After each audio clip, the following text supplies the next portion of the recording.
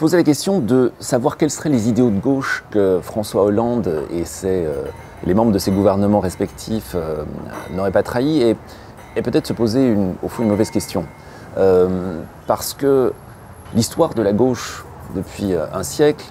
au fond, peut être décrite comme l'histoire de la trahison perpétuelle de toute une série d'idéaux, la trahison perpétuelle de toute une série de promesses, etc. etc. Et donc plutôt que la trahison d'idéaux, j'aurais tendance à parler de la trahison d'une idée. Idée de la gauche qui serait une idée que l'on pourrait baptiser, comme l'avait fait Gilles Deleuze à l'époque, comme l'idée d'un devenir, d'une société s'orientant toujours davantage vers l'égalité dans un contexte qui, au contraire, tend à favoriser, par la multiplication des crises, par la multiplication des mesures injustes, etc.,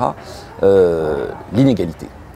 Alors, il n'empêche bien évidemment que dire cela n'empêche pas de considérer que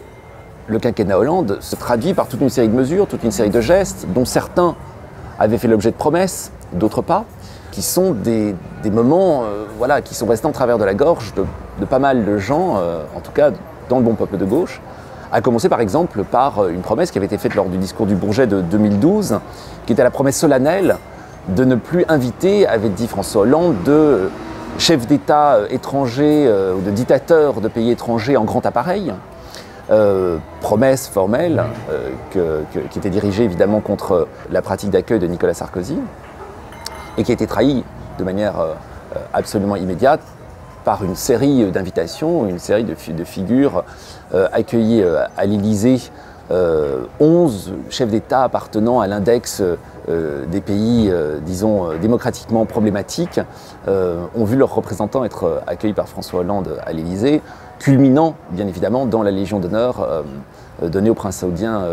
Mohamed Ben Nayef. Et visiblement, ce n'est pas fini, puisque notamment le président du Gabon, qui a déjà été accueilli à l'Élysée, fait aujourd'hui, comme vous le savez, des siennes. Bon, c'est un exemple entre mille de petits gestes qui en soi ne veulent rien dire, sauf à fournir l'indice de quelque chose de plus vaste, d'un mouvement plus vaste, une transformation plus vaste de ce qu'est la gauche, transformation qui, sous le Parti socialiste et sous la présidence de Hollande, devient de plus en plus, ou prend de plus en plus la forme d'une autodissolution, d'une autodestruction, d'un auto-anéantissement.